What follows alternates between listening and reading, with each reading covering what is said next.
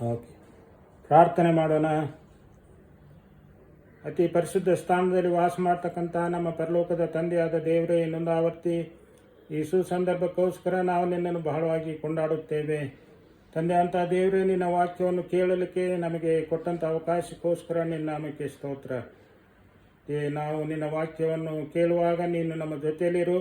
ನಿನ್ನ ಪವಿತ್ರಾತ್ಮನ ಸಹಾಯವನ್ನು ನಮಗೆ ದಯಪಾಲಿಸು. ನಿನ್ನ ವಾಕ್ಯವನ್ನು ಆತ್ಮೀಯ ರೀತಿಯಲ್ಲಿ ನಾವು ಕೇಳಿ ಅದರಿಂದ ಸಿಗ್ತಕ್ಕಂಥ ಆಶೀರ್ವಾದ ಹೊಂದುವಂತೆ ನಮಗೆ ನಿನ್ನ ಕೃಪೆ ಸಹಾಯ ದಯಪಾಲಿಸಬೇಕೆಂದು ಯೇಸು ಕ್ರಿಸ್ತನ ದಿವ್ಯ ನಾಮದಲ್ಲಿ ತಂದೆಯಾದ ದೇವರನ್ನು ಪ್ರಾರ್ಥಿಸಿದ್ದೇವೆ.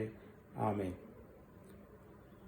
ಕರ್ತನಲ್ಲಿ ಪ್ರಿಯವಾದಂಥ ದೇವಜನರೇ, ನಾನು ನಿಮ್ಮೆಲ್ಲರಿಗೆ ಯೇಸು ಕ್ರಿಸ್ತನ ಹೆಸರಿನಲ್ಲಿ ವಂದನೆಗಳನ್ನು ತಿಳಿಸ್ತಕ್ಕಂಥವನಾಗಿದ್ದೇನೆ. ಕಳೆದ ಸಾರಿ ನಾನು ದೇವರ ವಾಕ್ಯವನ್ನು ನಿಮ್ಮೆಲ್ಲರ ಜೊತೆ ಹಂಚಿಕೊಂಡಾಗ ಪ್ರಕಟಣೆ ಗ್ರಂಥದಿಂದ ನಾನು ದೇವರ ವಾಕ್ಯವನ್ನು ಹಂಚಿಕೊಂಡೆ. ಪ್ರಕಟಣೆ ಗ್ರಂಥವು ಮುಂದೆ ಆಗ್ತಕ್ಕಂಥ ವಿಷಯಗಳ ಕುರಿತಾಗಿ, ಅಂದರೆ ಯೇಸು ಕ್ರಿಸ್ತನು ಬರೋದಕ್ಕಿಂತ ಮುಂಚಿತವಾಗಿ ಆಗುವಂಥ ಸಂಗತಿಗಳ ಕುರಿತಾಗಿ ಅದು ಮಾತನಾಡುವಂಥದ್ದಾಗಿದೆ. ಮತ್ತು ಯೇಸು ಕ್ರಿಸ್ತನು ಬಂದಾದ ಮೇಲೆ ನಡೀತಕ್ಕಂಥ ಸಂಗತಿಗಳ ಕುರಿತಾಗಿ ಅದು ನಮಗೆ ತಿಳಿಸುವಂಥದ್ದಾಗಿದೆ.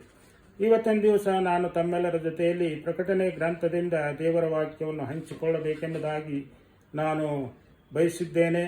ಮತ್ತು ನಾನು ಆಯ್ದುಕೊಂಡಂಥ ವಾಕ್ಯ our first love for god. Our first love for god, ದೇವರ ಮೇಲೆ ನಮಗಿದ್ದ ಮೊದಲ ಪ್ರೀತಿ ಎಂಬತಕ್ಕಂಥ ವಿಷಯವನ್ನು ನಾನು ತಮ್ಮೆಲ್ಲರ ಜೊತೆಯಲ್ಲಿ ಹಂಚಿಕೊಳ್ಳಲಿಕ್ಕೆ ಮನಸ್ಸು ಮಾಡಿದ್ದೇನೆ. ಇದಕ್ಕೆ ಆಧಾರವಾಗಿ ನಾನು ಪ್ರಕಟಣೆ ಗ್ರಂಥದಿಂದ 2ನೇ ಅಧ್ಯಾಯ ಆಯ್ದುಕೊಂಡಿದ್ದೇನೆ. 2ನೇ ಅಧ್ಯಾಯ 1ರಿಂದ 7 ವಚನಗಳನ್ನು ನಾವು ಇವತ್ತಿನ ದಿವಸ ಧ್ಯಾನ ಮಾಡಲಿಕ್ಕಿದ್ದೇವೆ. ಶ್ರೀ ಯೋಹಾನನು ಇದನ್ನು ಬರೆದಿದ್ದಾನೆಂಬುದಾಗಿ ನಾನು ಕಳೆದ ಸಾರಿ ತಮಗೆ ಹೇಳಿದ್ದೇನೆ. ಯೋಹಾನನು 7 ಸಭೆಗಳ ಕುರಿತಾಗಿ ಈ ಒಂದು ಪ್ರಕಟಣೆ ಗ್ರಂಥದಲ್ಲಿ ಆತನು ಬರೆಯುತ್ತಾ ಇದ್ದಾನೆ. ಇವತ್ತಿನ ದಿವಸ ಎಫೆಸ್ ಪಟ್ಟಣದ ಕುರಿತಾಗಿ ನಾವು ಈ 2ನೇ ಅಧ್ಯಾಯದಿಂದ ಧ್ಯಾನ ಮಾಡೋಣ. ಎಫೆಸ್ ಪಟ್ಟಣದ ಕುರಿತಾಗಿ ತಿಳಿದುಕೊಳ್ಳುವಂಥದ್ದು ಅವಶ್ಯ. ಅದರ ಹಿನ್ನೆಲೆ ನಾವು ಕ್ಲುಪ್ತವಾಗಿ ಅರ್ಥ ಮಾಡಿಕೊಳ್ಳೋಣ. ಇದು ಒಂದು ಅತಿ ದೊಡ್ಡದಾದಂಥ ಒಂದು ಪಟ್ಟಣವಾಗಿತ್ತು. ಏಷ್ಯಾದ ಒಂದು ಬೆಳಕು ಎಂಬುದಾಗಿ ಇದಕ್ಕೆ ಕರೆಯಲ್ಪಟ್ಟಿತ್ತು. ಮತ್ತು ಏಷ್ಯಾದ ಬಾಗಿಲು ಸಹಿತ ಎಂಬುದಾಗಿ ಇದನ್ನು ಕರೀತಾ ಇದ್ದರು. ವ್ಯಾಪಾರದ ಕೇಂದ್ರವಾಗಿತ್ತು. ಮತ್ತು ಇಲ್ಲಿಂದ ರೋಮ್ಗೆ ಹೈವೇ ಸಹಿತ ಇತ್ತು ಎಂಬುದಾಗಿ ನಾವು ಚರಿತ್ರೆಯಲ್ಲಿ ಓದುತ್ತೇವೆ. ಇದು ಬಹಳ ಸಂಪತ್ತಿನಿಂದ ಕೂಡಿದಂಥ ಒಂದು ಪಟ್ಟಣವಾಗಿತ್ತು. ಮತ್ತು ಏಷ್ಯಾದ ಎಲ್ಲ ಆಟಪಾಠಗಳು ಈ ಒಂದು ಪಟ್ಟಣದಲ್ಲಿ ನಡೆಸಲ್ಪಡುತ್ತಾ ಇದ್ದವು. ಮತ್ತು ಇಲ್ಲಿ ಡಯಾನ ದೇವತೆಯ ಒಂದು ಆರಾಧಿಸ್ತಕ್ಕಂಥ ಒಂದು ಕೇಂದ್ರ ಸಹಿತ ಇದಾಗಿತ್ತು. ಮತ್ತು ಈ ಪಟ್ಟಣವು ಮೂಢನಂಬಿಕೆಯ ಒಂದು ಕೇಂದ್ರವಾಗಿತ್ತು ಎಂಬುದಾಗಿ ನಾವು ಇದರ ಹಿನ್ನೆಲೆ ಕುರಿತಾಗಿ ನಾವು ನೋಡುತ್ತೇವೆ. ಅಂದರೆ ಈ ಪಟ್ಟಣದಲ್ಲಿ ದೇವರ ವಾಕ್ಯವನ್ನು ಹಂಚುವಂಥದ್ದು ಅಷ್ಟು ಸುಲಭವಾದಂಥ ವಿಷಯವಾಗಿರಲಿಲ್ಲ. ಆದಾಗ್ಯೂ ಸಹಿತ ಭಕ್ತನಾದ ಪೌಲನು ಈ ಪಟ್ಟಣದಲ್ಲಿ ದೇವರ ವಾಕ್ಯವನ್ನು ಹಂಚಿ ಇಲ್ಲಿ ಸಭೆಯನ್ನು ಕಟ್ಟಿದನು ಎಂಬುದಾಗಿ ನಾವು ನೋಡುತ್ತೇವೆ. ಇಲ್ಲಿ ಯೋಹಾನನು ಈ ರೀತಿಯಲ್ಲಿ 2ನೇ ಅಧ್ಯಾಯ ಈ ರೀತಿಯಲ್ಲಿ ಪ್ರಾರಂಭಿಸ್ತಾನೆ. 2ನೇ ವಚನದಲ್ಲಿ ಬರೆಯಲ್ಪಟ್ಟಿದೆ, 7 ಚಿನ್ನದ ದೀಪಸ್ತಂಭಗಳ ಮಧ್ಯದಲ್ಲಿ ತಿರುಗಾಡುವ ಆತನು ಹೇಳುವುದೇನೆಂದರೆ. ಇನ್ನೊಂದು ಸಾರಿ ಹೋಗ್ತೇನೆ. 7 ಚಿನ್ನದ ದೀಪಸ್ತಂಭಗಳ ಮಧ್ಯದಲ್ಲಿ ತಿರುಗಾಡುವ ಆತನು ಹೇಳುವುದೇನೆಂದರೆ. ಇದರ ಅರ್ಥ ಏನು? 7 ದೀಪಸ್ತಂಭಗಳ ಮೇಲೆ ಮಧ್ಯದಲ್ಲಿ ತಿರುಗಾಡುವ ಆತನು ಹೇಳುವುದೇನೆಂದರೆ, ಅಂದರೆ ಇದರ ಅರ್ಥ ಏನೆಂದರೆ, ಸಭೆ ಎಂಬುವಂಥದ್ದು ಯೇಸು ಕ್ರಿಸ್ತನ ಅಧೀನದಲ್ಲಿ ಅದು ಇದೆ. ಇಡೀ ಸಭೆಯು ಯೇಸು ಕ್ರಿಸ್ತನ ಅಧೀನದಲ್ಲಿ ಇರುತ್ತದೆ. ಯೇಸು ಕ್ರಿಸ್ತನೇ ಅದಕ್ಕೆ ಮುಖ್ಯಸ್ಥನು. ಯೇಸು ಕ್ರಿಸ್ತನು ಅದರ ತಲೆಯಾಗಿದ್ದಾನೆ ಎಂಬುದಾಗಿ ನಾವು ಇದರಿಂದ ಅರ್ಥ ಮಾಡಿಕೊಳ್ಳಬಹುದು. ಮತ್ತು ನಮ್ಮ ಭದ್ರತೆ ಅನ್ನತಕ್ಕಂಥದ್ದು ಯೇಸು ಕ್ರಿಸ್ತನಲ್ಲಿ ಉಂಟು. ಇಡೀ ಸಭೆ ಆತನ ಅಧೀನದಲ್ಲಿ ಇದೆ ಎಂಬುದಾಗಿ ಈ ಪದಗಳು ನಮಗೆ ಅರ್ಥವನ್ನು ಕೊಡ್ತಕ್ಕಂಥವುಗಳು ಆಗಿವೆ. ಆತನು ತಿರುಗಾಡುವ ಆತನಾಗಿದ್ದಾನೆ.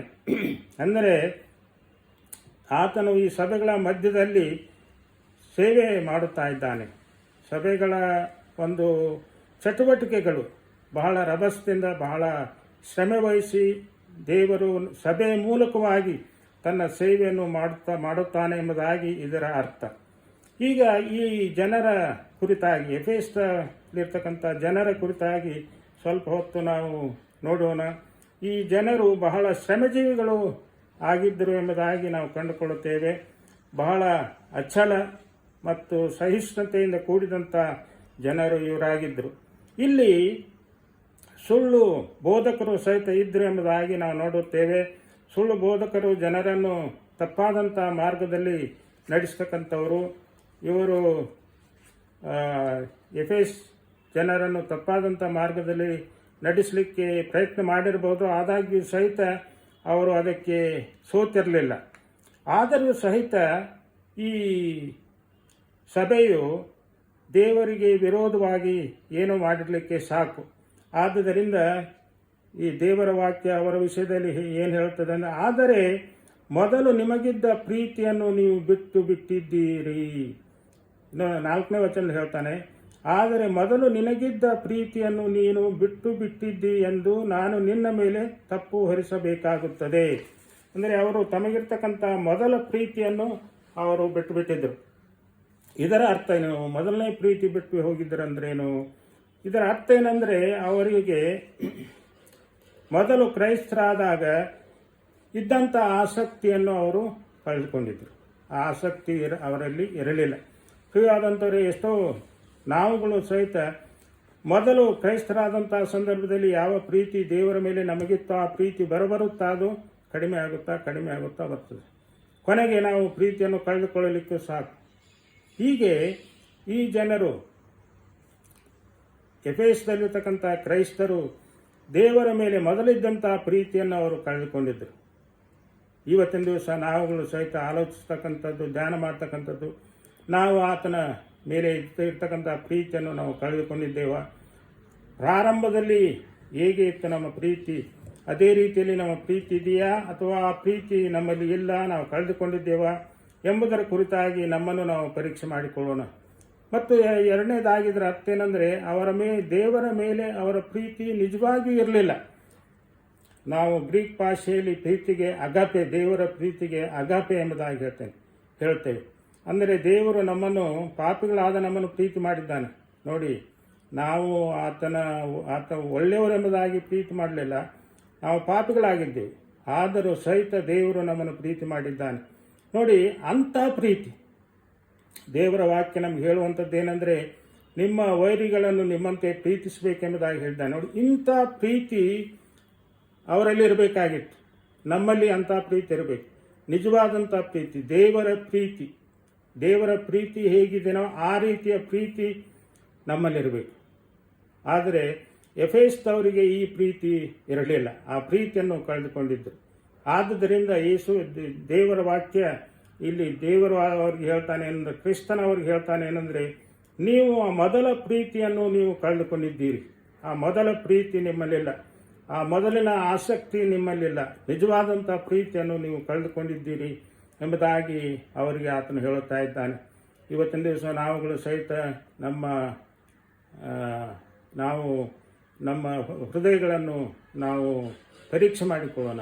ನಮ್ಮ ಪ್ರೀತಿ ಹೇಗಿದೆ, ದೇವರ ಮೇಲೆ ನಮ್ಮ ಪ್ರೀತಿ ಹೇಗಿದೆ ಎಂಬತಕ್ಕಂಥದ್ದನ್ನು ನಾವು ಪರೀಕ್ಷೆ ಮಾಡಿಕೊಳ್ಳೋಣ.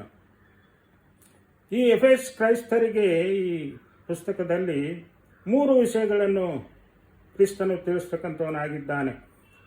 ಮೊದಲನೇದಾಗಿ, ನೀವು ಜ್ಞಾಪಕ ಮಾಡಿಕೊಳ್ಳಿರಿ, ರಿಮೆಂಬರ್ ಎಂಬುದಾಗಿ ಆತನು ಹೇಳುತ್ತಾನೆ. ಏನು ಜ್ಞಾಪಿಸಿಕೊಳ್ಳುವಂಥದ್ದು? ಯೇಸು ಕ್ರಿಸ್ತನವ್ರಿಗೆ ಹೇಳ್ತಾನೆ ಏನಂದರೆ, ನಿಮ್ಮ ಮೊದಲ ಪ್ರೀತಿಯನ್ನು ನೀವು ಜ್ಞಾಪಿಸಿಕೊಳ್ಳಿರಿ. ನೀವು ಪ್ರಾರಂಭದಲ್ಲಿ ನನ್ನನ್ನು ಅಂಗೀಕಾರ ಮಾಡಿಕೊಂಡಾಗ ನಿಮಗೆ ನನ್ನ ಮೇಲೆ ಇದ್ದಂಥ ಪ್ರೀತಿಯನ್ನು ನೀವು ಜ್ಞಾಪಿಸಿಕೊಳ್ಳಿ. ಆ ಪ್ರೀತಿ ಹೇಗಿತ್ತು, ಆ ಆಸಕ್ತಿ ಹೇಗಿತ್ತು, ಆ ಹುರುಪು ಹೇಗಿತ್ತು, ಆ ಭಕ್ತಿ ವಿಶ್ವಾಸ ಹೇಗಿತ್ತು, ಇದನ್ನು ಜ್ಞಾಪಿಸಿಕೊಳ್ಳಿರಿ. ಅವರು ದೇವರ ಕುರಿತಾಗಿ ದೇವರಿಗೆ ಏನನ್ನು ಮಾಡಲಿಕ್ಕೆ ಅವರು ಆಗಿದ್ದರು. ಏನು?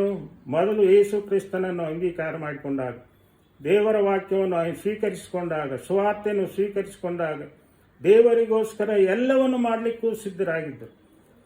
ಅದೇ ರೀತಿಯಲ್ಲಿ ನಾವುಗಳು ಸಹಿತ ನಾವು ಯೇಸು ಕ್ರಿಸ್ತನನ್ನು ನಮ್ಮ ರಕ್ಷಕನು ಎಂಬುದಾಗಿ, ಒಡೆಯನು ಎಂಬುದಾಗಿ ಅಂಗೀಕಾರ ಮಾಡಿಕೊಂಡಾಗ ಎಲ್ಲವನ್ನು ಮಾಡಲಿಕ್ಕೆ ಸಿದ್ಧ. ನಾವು ದೇವರಿಗೋಸ್ಕರ ಎಲ್ಲವನ್ನು ಮಾಡಲಿಕ್ಕೆ ಸಿದ್ಧ. ಅಷ್ಟೊಂದು ಆಸಕ್ತಿ, ಹುರುಪು, ಭಕ್ತಿ, ವಿಶ್ವಾಸ ನಮ್ಮಲ್ಲಿರ್ತದೆ.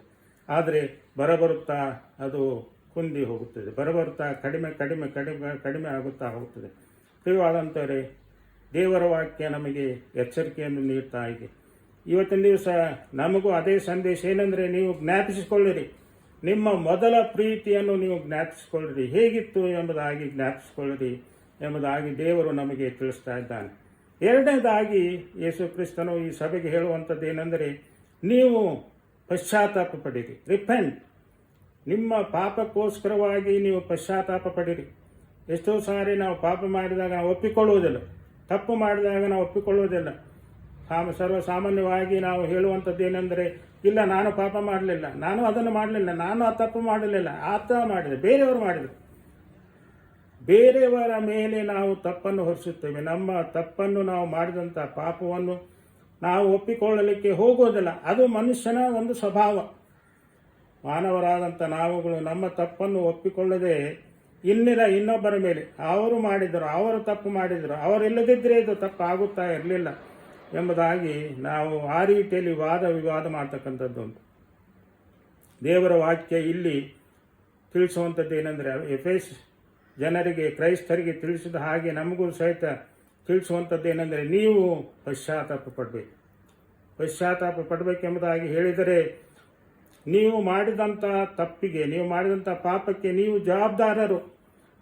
ಆ ಜವಾಬ್ದಾರಿಕೆಯನ್ನು ನೀವು ಅಂಗೀಕರಿಸಿಕೊಳ್ಳ್ರಿ, ಪಶ್ಚಾತ್ತಾಪ ಪಡಿರಿ, ನಿಮ್ಮ ಪಾಪದ ಕುರಿತಾಗಿ ಮನವರಿಕೆ ಮಾಡಿಕೊಳ್ಳಿರಿ, ನಿಜವಾಗಲೂ ನೀವು ಪಾಪದ ಕುರಿತಾಗಿ ನೀವು ಪಶ್ಚಾತ್ತಾಪ ಪಡಿರಿ ಎಂಬುದಾಗಿ ಅವರಿಗೆ ತಿಳಿಸ್ತಾ ಇದ್ದಾನೆ. ಪ್ರಿಯವಾದಂಥವರು, ಇವತ್ತಿನ ದಿವಸ ನಮಗೂ ಸಹಿತ ಅದೇ ಒಂದು ವಾಕ್ಯ, ಅದೇ ಒಂದು ಸಂದೇಶ ದೇವರು ತಿಳಿಸ್ತಾ ಇದ್ದಾನೆ. ನಿಮ್ಮ ಪಾಪಗಳಿಗೋಸ್ಕರ ನೀವು ಪಶ್ಚಾತ್ತಾಪ ಪಡಬೇಕು, ಮನವರಿಕೆ ಮಾಡಿಕೊಳ್ಳಬೇಕು, ನೀವು ಅಬೌಟ್ ಟರ್ನ್ ಆಗಬೇಕು, ದೇವರ ಕಡೆಗೆ ತಿರುಗಿಕೊಳ್ಳಬೇಕು, ನಿಮ್ಮ ಪಾಪವನ್ನು ಬಿಟ್ಟು ಬಿಡಬೇಕು, ಬಿಟ್ಟು ದೇವರ ಕಡೆಗೆ ತಿರುಗಿಕೊಳ್ಳಬೇಕು.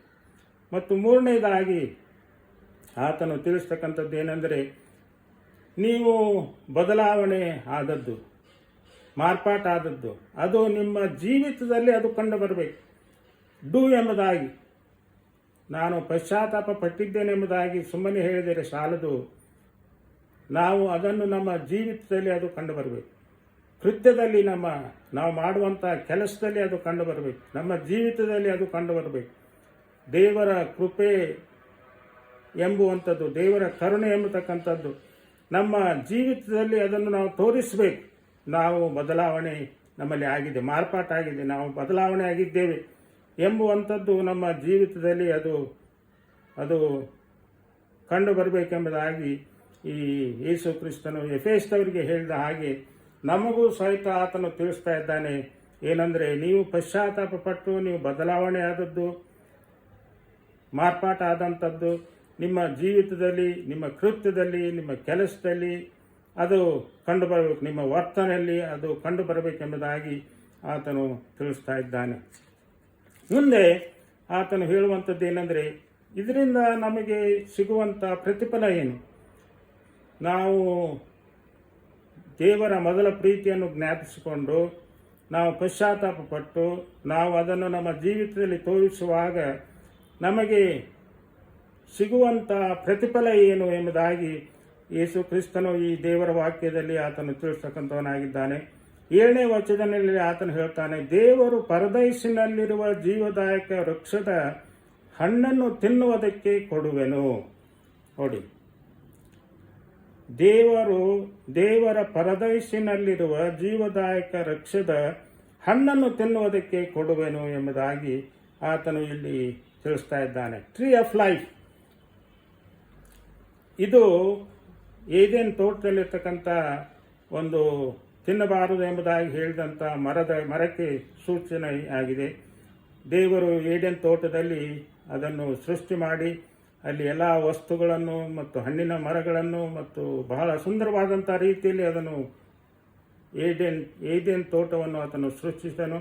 ಅಲ್ಲಿ ತಿನ್ನಬಾರದು ಎಂಬುದಾಗಿ ಇರ್ತಕ್ಕಂಥ ಒಂದು ಮರ ಸಹಿತ ದೇವರು ಆದಾಮ್ ಮತ್ತು ಹವಳಿಗೆ ಹೇಳಿದ್ದೇನೆಂದರೆ, ಈ ಮರದ ಹಣ್ಣನ್ನು ನೀವು ತಿನ್ನಬಾರ್ದು, ಬಿಟ್ಟು ಎಲ್ಲವನ್ನು ನೀವು ತಿನ್ನಬೇಕೆಂಬುದಾಗಿ ಆತನು ಹೇಳಿದ್ದ. ಆದರೆ ನಮಗೆಲ್ಲ ಗೊತ್ತಿದೆ, ಅವರು ದೇವರ ಆಜ್ಞೆಯನ್ನು ಮೀರಿದರು, ಅವಿಧೇಯರಾದರು, ಆ ಮರದ ಹಣ್ಣನ್ನು ತಿಂದರು, ಸೈತಾನನ ಶೋಧನೆಗೆ ಒಳಗಾದರು ಎಂಬುದಾಗಿ ನಾವು ಕಂಡುಕೊಳ್ಳುತ್ತೇವೆ. ಅಂದರೆ ಆ ಮರದ ಹಣ್ಣನ್ನು ಅವರು ತಿಂದು ಅವಿದ್ಯರಾದರು. ಆದರೆ ಯಹೂದ್ಯರಲ್ಲಿ ಮುಂದೆ ಇಂಥ ಒಂದು ಜೀವ ವೃಕ್ಷ ಮರ ಅದರ ಅದರ ಒಂದು ನಂಬಿಕೆ ಅವರಲ್ಲಿತ್ತು. ಈ ಜೀವ ವೃಕ್ಷ ಮರದ ಹಣ್ಣು, ಜೀವ ವೃಕ್ಷದ ಮರ ಹಣ್ಣು ಕೊಡುತ್ತದೆ ಎಂಬತಕ್ಕಂಥ ನಂಬಿಕೆ ಅವರಲ್ಲಿತ್ತು ಎಂಬುದಾಗಿ ನಾವು ನೋಡುತ್ತೇವೆ. ಜೀವ ವೃಕ್ಷದ ಮರದ ಹಣ್ಣು ಯಾವುದು, ಏನು ನಂಬಿದ್ರು ಅವರು? ಏನಂದರೆ ವಿವೇಕ ಎಂಬತಕ್ಕಂಥದ್ದು ಜೀವ ವೃಕ್ಷದ ಒಂದು ಫಲ ಎಂಬುದಾಗಿ ನಂಬಿದ್ರು. ಮತ್ತು ನೀತಿವಂತಿಕೆಯಿಂದ ಬರ್ತಕ್ಕಂಥ ಫಲಗಳು, ನಾವು ನೀತಿವಂತರಾಗಿ ಜೀವಿಸುವಾಗ ನಮಗೆ ದೇವರು ಕೊಡ್ತಕ್ಕಂಥ ಫಲಗಳು, ಅವುಗಳು ಜೀವ ವೃಕ್ಷದ ಮರದ ಫಲ ಎಂಬುದಾಗಿ ಅವರು ನಂಬಿದ್ರು. ಮತ್ತು ಎಷ್ಟೋ ಸಾರಿ ನಾವು ನಮ್ಮ ನಿರೀಕ್ಷೆಗಳು ಪರಿಪೂರ್ಣ ಆಗುತ್ತವೆ ಅಂದರೆ ಅವುಗಳು ಜೀವ ವೃಕ್ಷದ ಫಲಗಳು ಎಂಬುದಾಗಿ ಆ ರೀತಿಯ ನಂಬಿಕೆ ಅವರಲ್ಲಿ ಇತ್ತು. ಮತ್ತು ಅವರಲ್ಲಿ ಇದ್ದಂಥ ನಂಬಿಕೆ ಏನಂದರೆ ಆದಾಮ್ ಮತ್ತು ಹವ್ವಳು ಅವರು ತಿನ್ನಬಾರದು ಎಂಬತಕ್ಕಂಥ ಮರದ ಹಣ್ಣನ್ನು ಅವರು ತಿಂದು ಅವರು ಪಾಪಕ್ಕೆ ಗುರಿಯಾದರು. ಆದರೆ ಮುಂದೆ ಕ್ರಿಸ್ತನು ಬರುವಾಗ, ಮಸಿಯನು ಬರುವಾಗ ಹೊಸ ಯುಗ ಪ್ರಾರಂಭವಾಗಿ ಈ ಜೀವ ವೃಕ್ಷದ ಮರುಸ್ಥಾಪನೆ ಆಗುತ್ತದೆ ಎಂಬತಕ್ಕಂಥ ಒಂದು ನಂಬಿಕೆ, ವಿಶ್ವಾಸ ಅವರಲ್ಲಿ. ಯೇಸು ಕ್ರಿಸ್ತನು ಮಸಿಯನು ರೂಪದಲ್ಲಿ ಬರುವಾಗ, ಮಸಿಯನು ಎಂಬುದಾಗಿ ಬರುವಾಗ ಈ ಜೀವ ವೃಕ್ಷದ ಮರವು ಮರುಸ್ಥಾಪನೆ ಅದು ಆಗುತ್ತದೆ ಎಂಬುದಾಗಿ ಅವರಲ್ಲಿ ನಂಬಿಕೆ, ವಿಶ್ವಾಸವಿತ್ತು.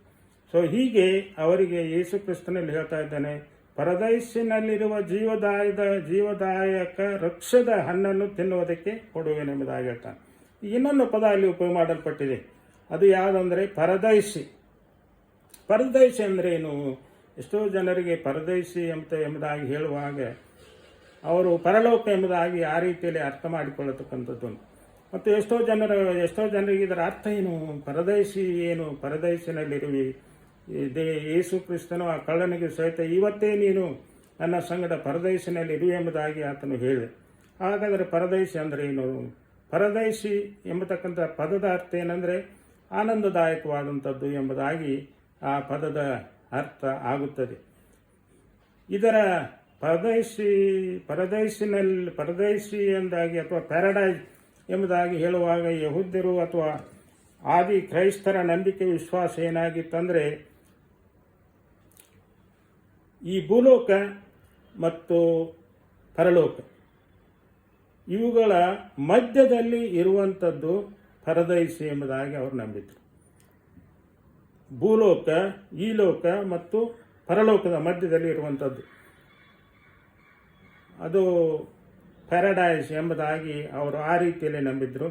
ಮತ್ತು ತೀರಿ ಹೋದ ಮೇಲೆ, ಸತ್ತು ಹೋದ ಮೇಲೆ ಎಲ್ಲ ಆತ್ಮಗಳು ಅಲ್ಲೇ ಉಳಿಯುತ್ತವೆ ಮತ್ತು ಅವುಗಳು ಅಲ್ಲೇನೆ ಯೇಸು ಕ್ರಿಸ್ತನ ಎರಡನೇ ಬರೋಣ ನ್ಯಾಯ ತೀರ್ಪಿಗೋಸ್ಕರವಾಗಿ ಆತನು ಬರುವವರೆಗೆ ಸತ್ತಂಥವರ ಎಲ್ಲ ಆತ್ಮಗಳು ಈ ಪರದೇಶದಲ್ಲಿ ಇರುತ್ತವೆ ಎಂಬುದಾಗಿ ಅಂಥ ಒಂದು ನಂಬಿಕೆ, ವಿಶ್ವಾಸ ಅವರಲ್ಲಿ. ಅಂದರೆ ಅವರು ಈ ಪರದೇಶ ಎಂಬುದಾಗಿ ಹೇಳುವಾಗ ಅದು ಪರಲೋಕ ಎಂಬುದಾಗಿ ಅವರು ಆ ರೀತಿಯಲ್ಲಿ ನಂಬಿರಲಿಲ್ಲ. ಮತ್ತು ಈಗಲೂ ಸಹಿತ ನಮ್ಮ ನಂಬಿಕೆ ಆ ರೀತಿಯಲ್ಲಿಲ್ಲ. ಪರದೇಶಿ ಎಂಬುದಾಗಿ ಹೇಳುವಾಗ ಪರಲೋಕ ಎಂಬುದಾಗಿ ನಾವು ನಂಬುವುದಿಲ್ಲ. ಅಂದರೆ ನಾವು ನಂಬುವಂಥದ್ದು ಏನೆಂದರೆ ಒಬ್ಬ ವ್ಯಕ್ತಿ ತೀರಿ ಹೋದ ಮೇಲೆ ಆತನ ಆತ್ಮ ದೇವರ ಪ್ರಸನ್ನತೆಯಲ್ಲಿ ಇರುತ್ತದೆ ಎಂಬುದಾಗಿ ಆ ರೀತಿಯಲ್ಲಿ ನಾವು ನಂಬುತ್ತೇವೆ. ಹೀಗೆ ಯೇಸು ಕ್ರಿಸ್ತನು ಈ ಎಫೆಸ್ ಪಟ್ಟಣಕ್ಕೆ ನಿಮ್ಮ ಮೊದಲನೇ ಪ್ರೀತಿಯನ್ನು ಜ್ಞಾಪಕ ಮಾಡಿಕೊಳ್ಳಿರಿ. ನೀವು ಪಶ್ಚಾತ್ತಾಪ ಪಡಿರಿ. ನೀವು ಪಶ್ಚಾತ್ತಾಪ ಪಟ್ಟದ್ದು, ಮಾರ್ಪಾಟು ಹೊಂದಿದ್ದು, ಮೊದಲೇ ಪ್ರೀತಿಯನ್ನು ಜ್ಞಾಪಿಸಿಕೊಂಡಂಥದ್ದು, ಅದನ್ನು ನಿಮ್ಮ ಜೀವಿತದ ಮೂಲಕವಾಗಿ ನೀವು ತೋರಿಸಿಕೊಡ್ರಿ ಎಂಬುದಾಗಿ ಅವರಿಗೆ ಆತನು ಬೋಧನೆ ಮಾಡ್ತಕ್ಕಂಥವನಾಗಿದ್ದಾನೆ. ಮತ್ತು ಈ ಪ್ರತಿಫಲಗಳು ದೇವರು ನಮಗೆ ಕೊಡುತ್ತಾನೆ ಎಂಬುದಾಗಿ ಆತನು ಹೇಳ್ತಕ್ಕಂಥವನಾಗಿದ್ದಾನೆ. ಪ್ರಿಯವಾದಂಥ ಮಕ್ಕಳೇ, ಇವತ್ತಿನ ದಿವಸ ಎಫೆಸ್ ಪಟ್ಟಣಕ್ಕೆ ತಿಳಿಸಿದ ಹಾಗೆ ಇವತ್ತಿನ ದಿವಸ ನಮ್ಮ ಜೊತೆಯಲ್ಲಿ ಆತನು ಮಾತನಾಡ್ತಾ ಇದ್ದಾನೆ. ಹೇಗೆ ಎಫೆಸ್ ಪಟ್ಟಣದ ಕ್ರೈಸ್ತರಿಗೆ ಕ್ರಿಸ್ತನು ಹೇಳಿದ್ದು, ನಿಮ್ಮ ದೇವರ ಮೇಲೆ ಇರ್ತಕ್ಕಂಥ ನಿಮ್ಮ ಮೊದಲ ಪ್ರೀತಿಯನ್ನು ಜ್ಞಾಪಿಸಿಕೊಡ್ರಿ ಎಂಬುದಾಗಿ ಹೇಳಿದ್ದಾನೆ. ಅದೇ ರೀತಿಯಲ್ಲಿ ನಮಗೂ ಸಹಿತ ಇವತ್ತಿನ ದಿವಸ ನಿಮ್ಮ ಮೊದಲ ಪ್ರೀತಿಯನ್ನು ಜ್ಞಾಪಿಸ್ಕೊಳ್ರಿ. ಎಷ್ಟೋ ಜನರು ಮೊದಲ ಪ್ರೀತಿಯನ್ನು ಅವರು ಮರೆತು ಹೋಗಿದ್ದಾರೆ, ಬಿಟ್ಟು ಹೋಗಿದ್ದಾರೆ. ಈಗ ಪ್ರೀತಿಯೇ ಇಲ್ಲ ದೇವರ ಮೇಲೆ, ಆ ಸ್ಥಿತಿಯಲ್ಲಿ ಇದ್ದೇವೆ. ಆದ್ದರಿಂದ ಆ ಮೊದಲ ಪ್ರೀತಿಯನ್ನು ಜ್ಞಾಪಿಸಿಕೊಳ್ಳುವಾಗ ದೇವರು ಎಲ್ಲ ಸುವರಗಳನ್ನು, ಎಲ್ಲ ಆಶೀರ್ವಾದಗಳನ್ನು ನಮಗೆ ಕೊಡುತ್ತಾನೆ.